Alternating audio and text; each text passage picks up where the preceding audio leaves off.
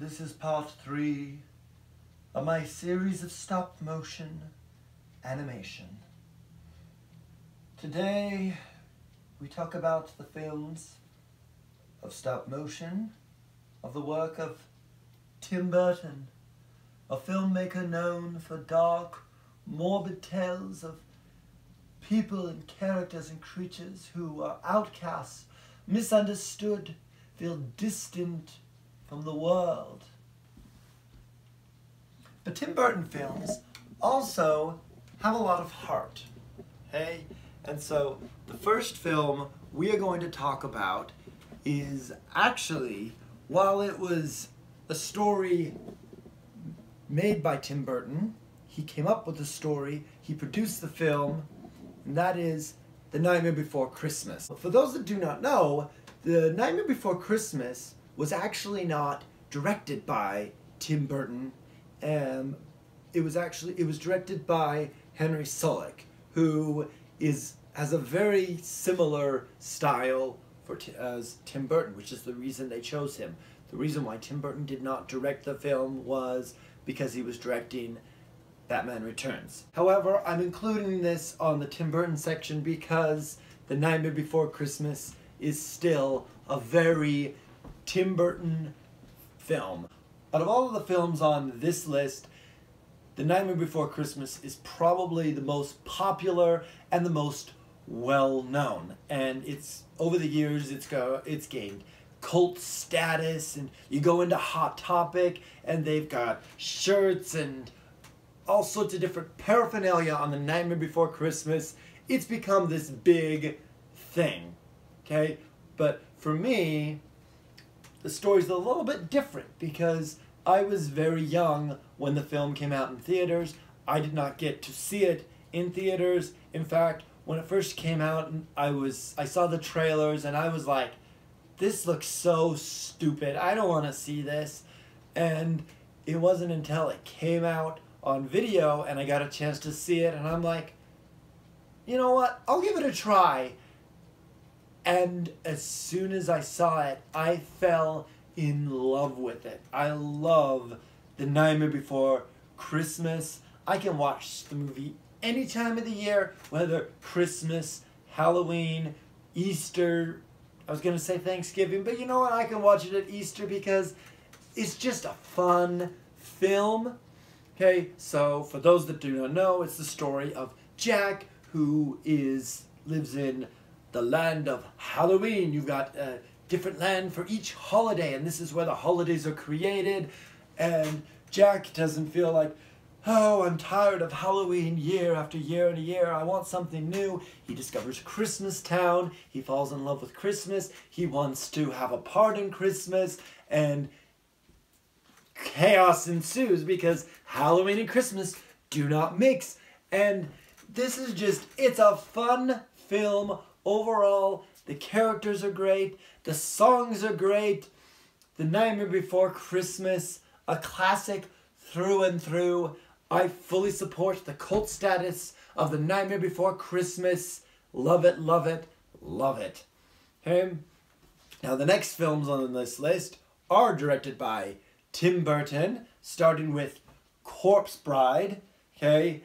This was such an ideal tale for Tim Burton to tell about this man who accidentally marries a corpse. Okay, he doesn't really marry her, but she believes that he has betrothed himself to her, and the bride is played by Helena Bonham Carter, and she is so loving and sweet in this film. You cannot help but feel for her character, and it's a lovely film. And even with all the dark and morbidness, Corpse Bride is actually full of life. And what's fun about the film is it's not the world of the living that's full of life. The world of the living is dark and dreary and dull, and the colors are very plain and dull. It looks like it could be a black and white world.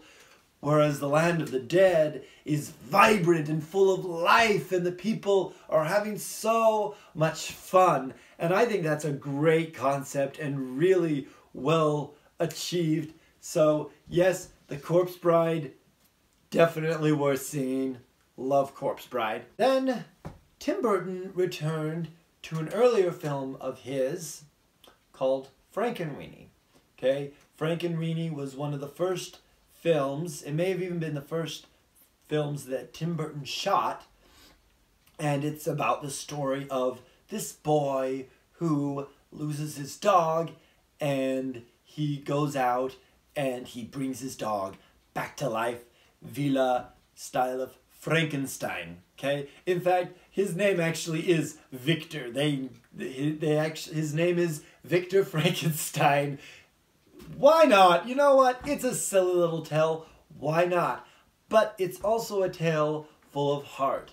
Now, the original film is goofy, cheesiness, fun. If you've not seen the original Frankenweenie, check it out. It's worth seeing, and you can definitely see the inklings of the filmmaker that Tim Burton would become. Okay, so Frankenweenie is definitely, yep, this is a Tim Burton project, okay? You can definitely see this is one of his first projects, but also like, yep, we can see elements of the Tim Burton style starting to form. The original film is a charming little piece, and so years later, probably about 20 or so years later, they decided to make it into a stop-motion animated film, and they did it in black and white, and this film has a lot of heart.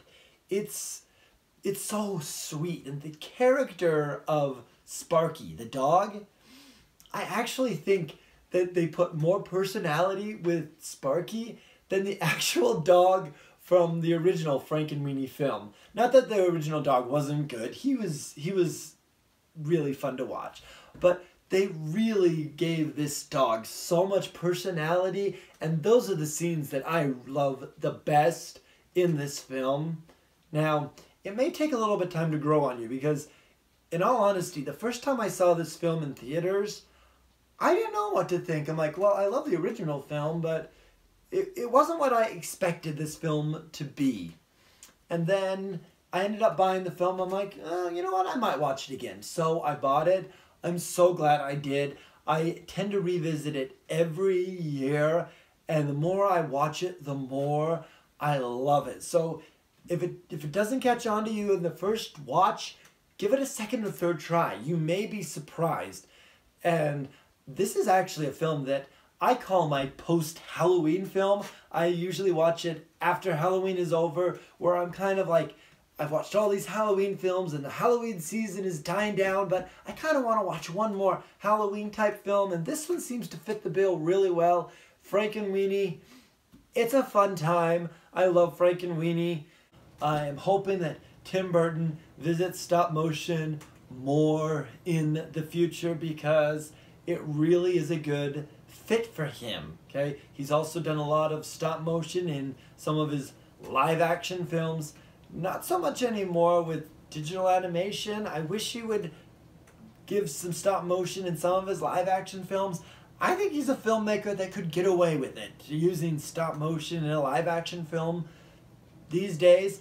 I think he could find a way to use it and get away with it and have some fun with it. I would love to see more Tim Burton stop motion stuff, whether it be combined with live action or a fully stop motion film. Stop motion and Tim Burton seem to go together really well. I also want to mention that Tim Burton did a short animated film called Vincent, okay? And this is a film that was in black and white. He likes the black and white. It works for him. It works for this story. This story's in stop motion. And Vincent is about a boy that longs to be like Vincent Price. And Tim Burton was actually able to get Vincent Price to narrate this short, okay? The only spoken dialogue in the film is the narration of Vincent Price, and it is beautiful.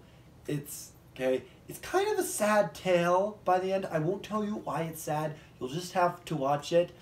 I know it's available on any version that you get of The Nightmare Before Christmas. It is available as a special feature along with the Frankenweenie short. You can also get the Frankenweenie short on the Frankenweenie DVD. Yes, I'm doing an ad for this, but you know what? I don't care. Tim Burton's early stuff is some really good stuff, okay? At least these ones are. Check them out. I hope to do a future video of my top 10 Tim Burton films, because Tim Burton is such a stylized filmmaker and there's so much of his work that I want to talk about. It will be some time before I do a full Tim Burton video, because I haven't watched all of Tim Burton's films. There are still a few that I need to see, and maybe I'll talk about every Tim Burton film, although I really don't want to talk about Planet of the Apes. That one was, yeah, just avoid the Tim Burton Planet of the Apes. Back to stop motion animation. Check out my next portion where I will talk about the films of Leica Animation.